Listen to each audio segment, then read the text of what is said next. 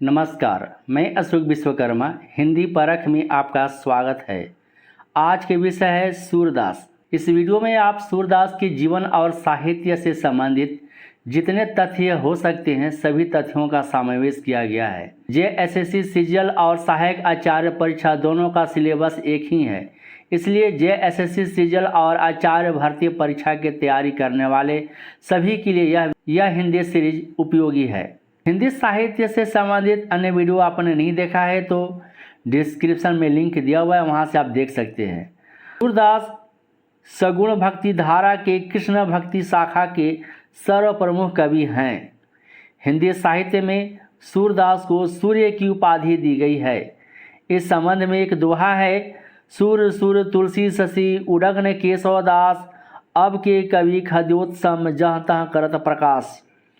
इस दोहे में सूरदास को सूर्य यानी सूर्य और तुलसीदास को चंद्रमा कहा गया है। सूरदास अकबर और तुलसीदास के समकालीन कवि थे।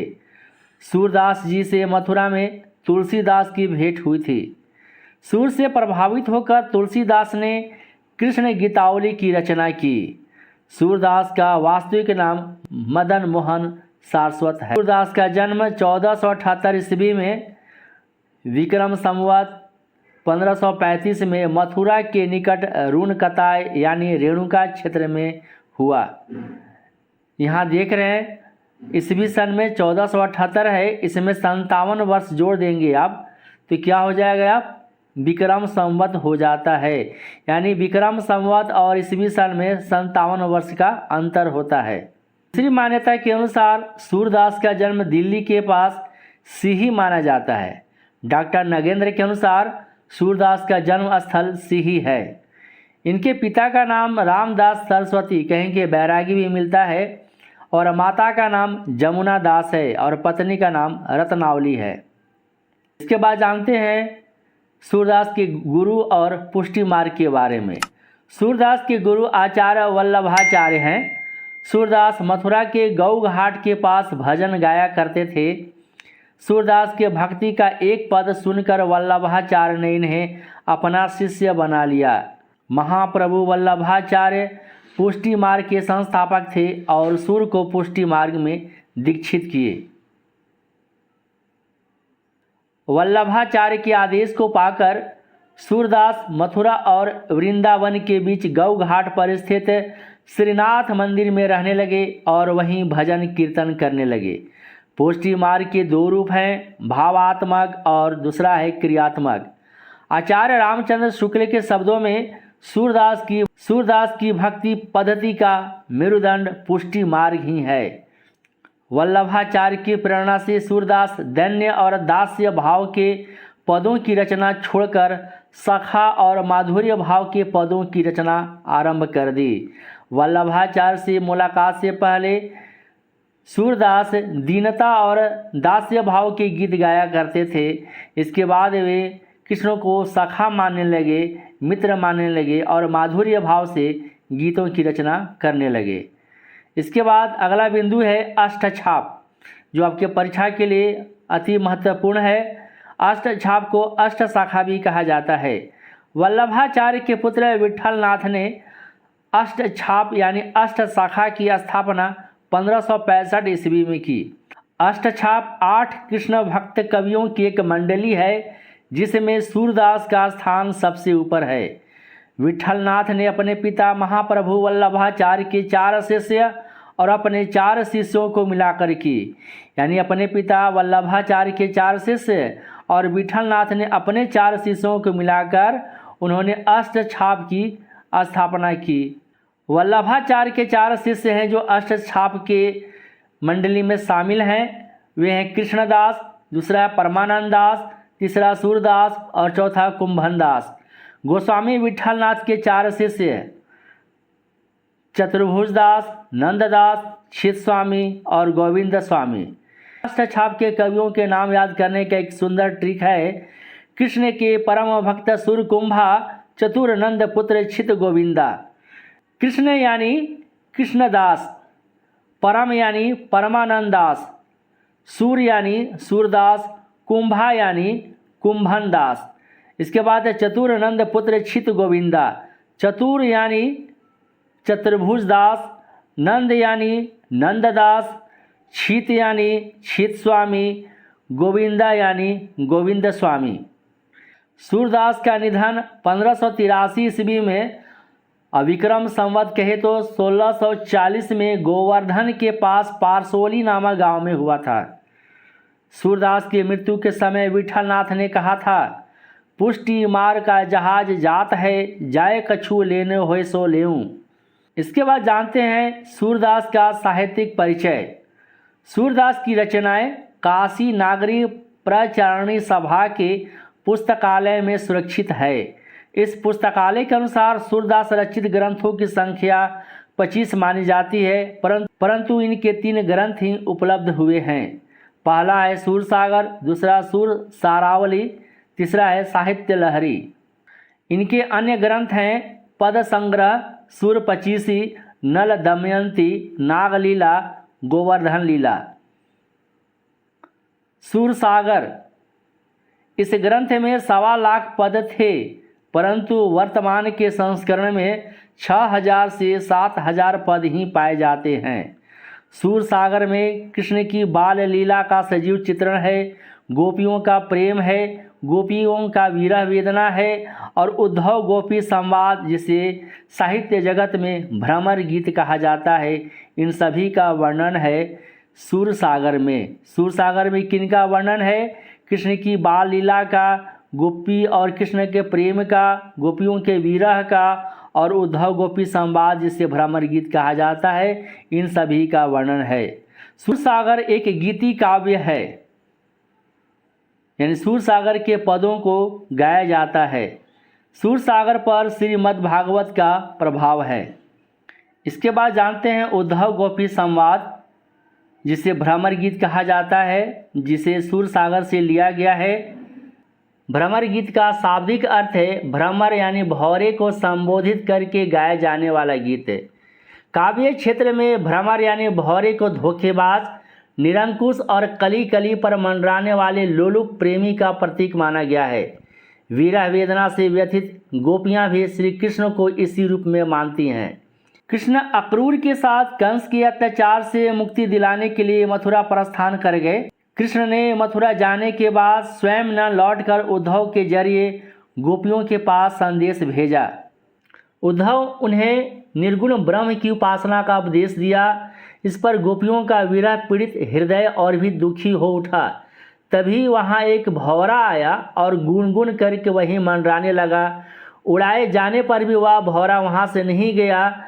तो उस समय गोपियों को वह काला भौरा कृष्ण जैसा प्रतीत हुआ और उन्हें तो उद्धव भी भौरे जैसे दिखाई दिए, क्योंकि गोपियाँ उनका उपदेश सुनना नहीं चाहती थी और भौरे की तरह भी गुनगुन करते ही जा रहे थे।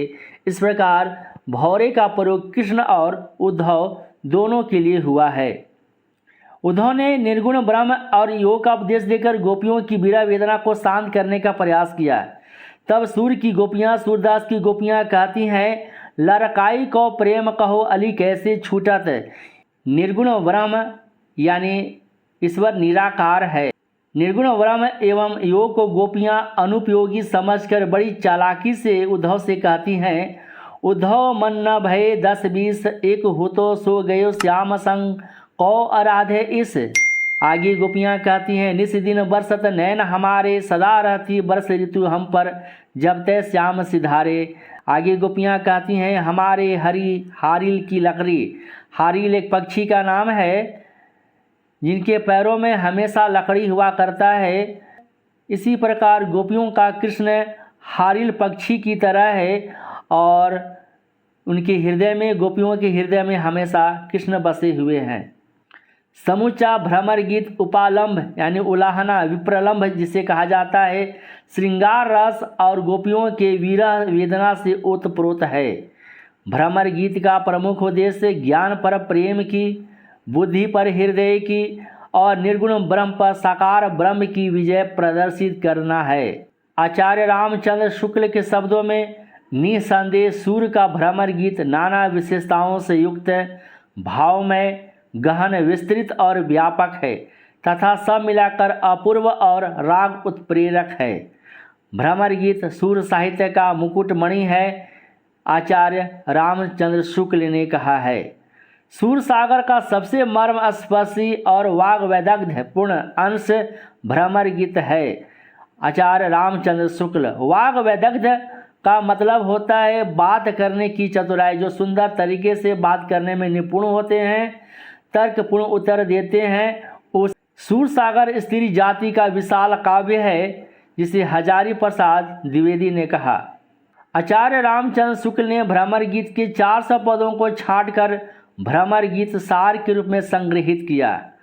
अन्य कवियों के गोपी उद्धव संवाद है, नंददास के लिखा हुआ है भंवर गीत, जगन्नाथ दास रत्नाकर कवि के लिखा हुआ है उद्धव शतक, सत्यनारायण कवि रत्न का लिखा हुआ है भ्रमर दूत। भ्रमर दूत में यशोदा को भारत माता और देश प्रेम की व्यंजना की गई है। भ्रमर गीत में सादृश्य मूलक अलंकार का सर्वाधिक प्रयोग हुआ है। अलंकार से संबंधित वीडियो आपने नहीं देखा है तो डिस्क्रिप्शन में लिंक दिया हुआ है, वहाँ से आप देख सकते हैं, जो आपके परीक्षा के लिए अति महत्वपूर्ण है। रस, अलंकार, छंद। सूर सारावली, इसमें 1107 छंद हैं। सूरदास की पहला जो ग्रंथ है वह है सूर सागर, जिसमें कृष्ण की बाल लीला, गोपियों का प्रेम, गोपियों का विरह और भ्रमर गीत के बारे में लिखा गया है। दूसरा है सूर सारावली, इसमें 1107 छंद हैं। संपूर्ण ग्रंथ एक वृहद होली के रूप में रचित है। यह सूर सागर का एक सार भाग कहा जाता है। सूरदास ने सूर सागर में कृष्ण के जिन विषयों पर रचना की, उन्हीं के सार रूप में सूर ने सूर सारावली की रचना की। यहाँ देख रहे हैं सूर सारावली, यानी सार जोड़ अवली। सार का मतलब है सारांश। किसका सारांश? सूर सागर का सारांश है सूर सारावली में। सूर सारावली की रचना संवत 1602 में की गई। इसके बाद सूरदास का तीसरा महत्वपूर्ण ग्रंथ है साहित्य लहरी। यह 118 पदों की एक लघु रचना है। रचना काल विक्रम संवत 1607। इसके अंतिम पद में सूरदास का वंशावली दिया गया है, वंश वृक्ष दिया गया है, जिसके अनुसार सूरदास का नाम सूरजदास है और वे चंद्रवरदाई के वंशज सिद्ध होते हैं। यह रचना श्रृंगार वर्ग में आता है। साहित्य लहरी में रस, अलंकार और नायिका भेद का प्रतिपादन किया गया है। नायिका भेद का मतलब है नायिकाओं के कितने प्रकार होते हैं, साहित्य लहरी में वर्णन किया गया है। इसके बाद वात्सल्य वर्णन, जो सूरदास का एक महत्वपूर्ण साहित्यिक विशेषता है। माँ और पुत्र के बीच का जो प्रेम होता है, हिंदी साहित्य जगत में उसे वात्सल्य कहा जाता है। हिंदी साहित्य में सूर का वात्सल्य वर्णन अद्वितीय है। माखन चुराने पर जब श्री कृष्ण पकड़े जाते हैं तो तुरंत कहते हैं, मैया मोही मैं नहीं माखन खायो, ख्याल परे यह सब सखा मिली मेरे मुख लपटायो। बालक कृष्ण दूध नहीं पीते हैं, तब माता यशोदा कहती हैं कि दूध पी लो, तेरी चोटी बलराम जैसी लंबी और मोटी हो जाएगी। तो माता यशोदा के कहने पर कि दूध पीने से बलराम जैसी चोटी लंबी और मोटी हो जाएगी, तो कृष्ण तुरंत दूध पीते हैं और दूध पीने के बाद कहते हैं, मैया कबहू बढ़ेगी चोटी, कितनी बार मुही दूध पीबत भाई, यह अजहू है छोटी। हे मैया, मेरी चोटी कब बढ़ेगी? मैंने तो कितनी बार दूध पिया, लेकिन यह अभी की अभी यह छोटी ही है। यह है बाल सुलभ चंचलता, जिसे वात्सल्य कहा जाता है हिंदी साहित्य जगत में। डॉक्टर हरवंश लाल शर्मा के शब्दों में सूर का वात्सल्य भाव विश्व साहित्य में अपना विशेष स्थान रखता है। आचार्य रामचंद्र शुक्ल के शब्दों में वात्सल्य और श्रृंगार के क्षेत्रों का जितना अधिक उद्घाटन सूर ने अपनी बंद आँखों से किया, उतना संसार की और किसी कवि ने नहीं। इन क्षेत्रों का वे कोना कोना झाँक आए। जितने सारे कोट्स हैं लेखकों का, जो विचार है आपकी परीक्षा के लिए अति महत्वपूर्ण है। यशोदा के वात्सल्य में वह सब कुछ है जो माता शब्द को इतना महिमाशाली बनाए हैं, यह कथन हजारी प्रसाद द्विवेदी का है। इसके बाद जानते हैं श्रृंगार वर्णन। रस सम्राट कवि सूर्य ने कृष्ण प्रेम में तल्लीन गोपियों के संयोग कालीन और विरह कालीन अनेक चित्र खींचे हैं। श्रृंगार रस है, रसों की संख्या 9 है, जिसमें श्रृंगार रस है। श्रृंगार रस के 2 भेद है। पहला है संयोग श्रृंगार रस, दूसरा है वियोग श्रृंगार रस। तो संयोगकालीन और वियोगकालीन, जिसे विरहकालीन कहा जाता है, सुंदर चित्र सूरदास ने खींचा है। गोपियाँ श्री कृष्ण के प्रेम में इतनी तल्लीन हैं कि दही बेचते बेचते वे दही का नाम भूलकर कृष्ण कृष्ण ही चिल्लाने लगीं। को माई लहरे गोपाल ही, दधी को नाम श्याम सुंदर रस, बिसरी गयो ब्रज बाल ही। राधा को पहली बार देखकर कृष्ण प्रभावित हो जाते हैं और उनसे पूछते हैं, बुझत श्याम कौन तू गौरी, कहाँ रहती काकी है बेटी, देखी नहीं कहूँ ब्रज खोरी। श्याम कहते हैं, कृष्ण कहते हैं कि हे गौरांगनी तुम कौन हो, कहाँ रहती हो, किसकी बेटी हो, तुझे ब्रज की गलियों में कभी नहीं देखा। जब राधा और कृष्ण का प्रेम बढ़ जाता है तो एक प्रसंग है, गाय दूहते समय कृष्ण एक धार दोहनी में, यानी दूध जिसमें रखा जाता है दूहते समय, और एक धार राधा के पास पहुंचाते हैं। तेनु दुहत अति ही रति बाढ़ी, एक धार दोहनी पहुंचावत, एक धार जह प्यारी ठाड़ी। आचार्य रामचंद्र शुक्ल के शब्दों में सूरदास का प्रेम पक्ष लोक से न्यारा है। आचार्यों की छाप लगी हुई 8 वीणाएं श्री कृष्ण की प्रेम लीला कीर्तन करने उठी, जिनमें सबसे ऊंची सुरीली और मधुर झंकार अंधे कवि सूरदास की वीणा की थी। यह कथन आचार्य रामचंद्र शुक्ल का है। 8 वीणा का तात्पर्य यानी अष्ट शाखा से है, जिसका स्थापना अष्टमंडली की स्थापना विठलनाथ ने किया था। सूर्य ने अपने काव्य में लोक रंजन रूप का चित्रण किया है।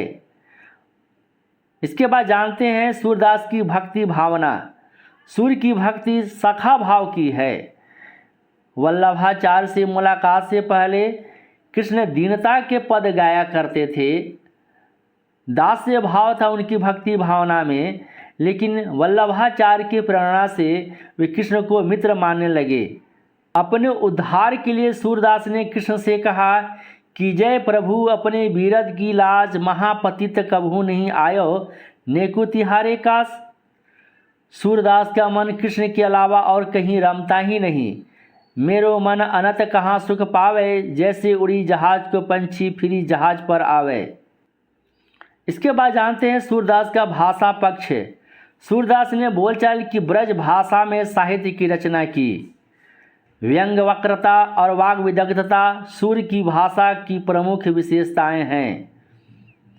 वाग विदग्धता का मतलब है बात करने में चतुरता, बात करने में चतुराई, निपुणता। शैली सूरदास की जो काव्य शैली है वह मुक्तक शैली का प्रयोग किया गया है। रस सूरदास के काव्य में वात्सल्य और श्रृंगार रस की सर्वाधिक प्रधानता है। इसके बाद जानते हैं अन्य महत्वपूर्ण तथ्य जो आपके परीक्षा के लिए उपयोगी है। काव्य और संगीत का मणिकांचन संयोग सूरदास की हिंदी काव्य की मौलिक देन है। यह कथन है डॉक्टर मुंशीलाल शर्मा। सूर वास्तव में जन्मांध नहीं थे, क्योंकि श्रृंगार और रूप रंग का जो वर्णन किया है वैसा कोई जन्मांध कर ही नहीं सकता। यह कथन है डॉक्टर श्याम सुंदर दास का। यहाँ जो देख रहे हैं आप श्रृंगार, कहीं भी आप टाइप जो किया हुआ श्रृंगार वो यह गलत लिखा हुआ है, क्योंकि यह गलत ही टाइप होता है इसमें। तो आपको बताया गया है श्रृंगार इस प्रकार लिखा जाता है। ये जो र इसमें इस प्रकार र नहीं होगा, ये वाला र नहीं होता है, जो स्वर सही तरह है। सूरदास जी ने अपने प्रिय विषय का वर्णन शुरू करते हैं तो मानो अलंकार शास्त्र हाथ जोड़कर उनके पीछे पीछे दौड़ा करता है और उपमाओं की बाढ़ आ जाती है तथा रूपकों की बारिश होने लगती है। यह कथन है आचार्य हजारी प्रसाद द्विवेदी का। इसके बाद जानते हैं सूरदास के प्रसिद्ध दोहे। चरण कमल बंदौ हरिराई, जा की कृपा पंगो गिरी लांघे, अंधे को सब कुछ दर्शाई। मैया मोही मैनी माखन खायो, भोर भयो गैयन के पीछे, मधुबन मोही पठायो। तीसरा है जसोदा हरि पालने झुलावे, हर्रावे दुलरावे मल्हावे, जोई सोई कुछ गावे। तो इस वीडियो में सूरदास की जीवन और साहित्य से संबंधित सारे महत्वपूर्ण बिंदुओं का समावेश किया गया है। तो वीडियो कैसा लगा आप हमें कमेंट कर बताएं। यदि चैनल पर पहली बार आए हैं तो हिंदी परख को सब्सक्राइब कर लीजिए, बेल आइकन को प्रेस कर लीजिए ताकि नोटिफिकेशन आपके पास समय पर पहुंच सके और वीडियो से आप लाभान्वित हो सके। वीडियो को लाइक और अपने साथियों के बीच शेयर कीजिए। नमस्कार।